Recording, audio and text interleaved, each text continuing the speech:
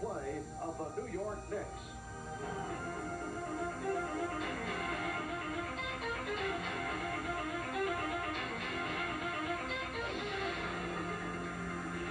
The second round series against New York was a bitter war, with the underdog Knicks battling and even taunting the champions.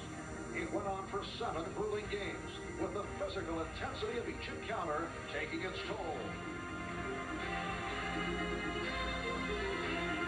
The Knicks went straight at the Bulls, not willing to accept the expected outcome, pushing them to the limit. But in the end, the Knicks could not withstand Michael Jordan as he led the Bulls to victory in the series and ultimately the championship. Championships have been the hallmark of Pat Riley's coaching career. He won 4 with the Los Angeles Lakers. Now he seeks yet another ring, this time in New York. For Riley, Christmas came early this year in the form of 7 new players such as Charles Smith, Rolando Blackman, and Doc Rivers. When the revamped Knicks met the Bulls a month ago in New York, all 3 played key roles in a dominating performance by the Knicks as they overwhelmed the Bulls, beating them by 37 points and sending them limping out of town. Tonight in Chicago, these new rivals meet again as the Bulls look to remind the upstart Knicks just who the real champions are. It's Christmas with the NBA, New York, and Chicago.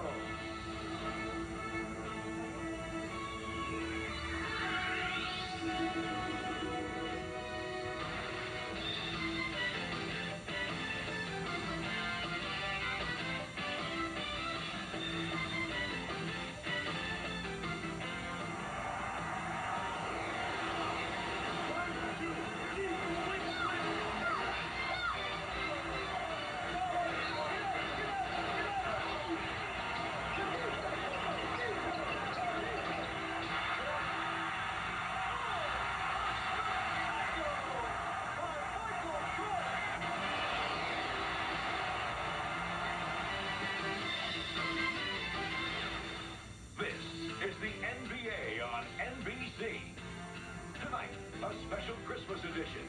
The New York Knicks versus the Chicago Bulls.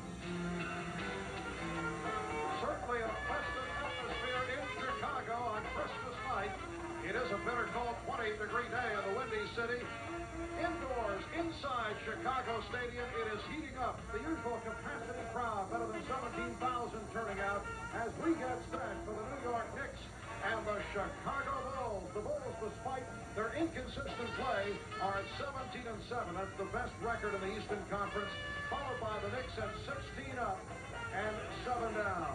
Hi, everybody. I'm Marv Albert, along with the czar of the telestrator, Mike Fratello. We welcome you to the second half of our NBA doubleheader here on NBC. And, Mike, for the New York Knicks, it has been a terrific stretch. They've won 5 in a row, taken 7 of the last 8. And Pat Riley has done all this with a restructured roster.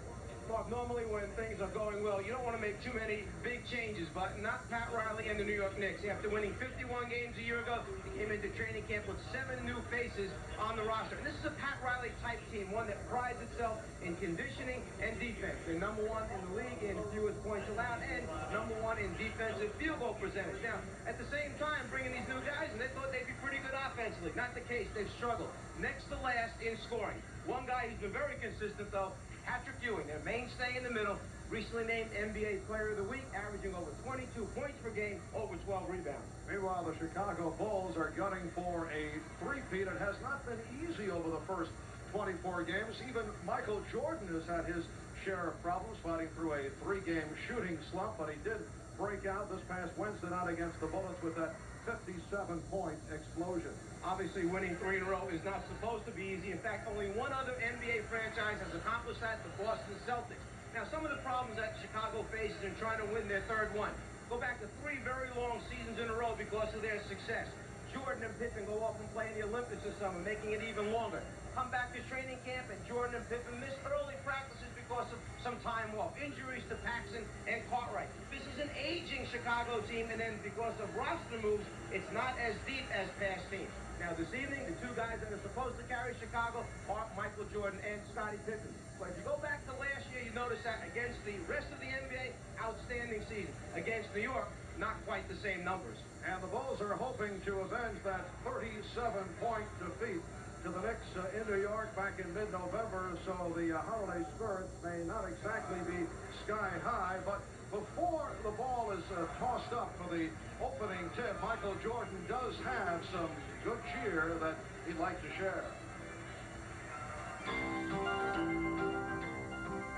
I'd like to wish season's greetings to all the basketball fans, NBA basketball fans around the United States, and especially to my family, my wife and my two kids, my two boys actually, Marcus and Jeffrey, and to my new daughter Jasmine.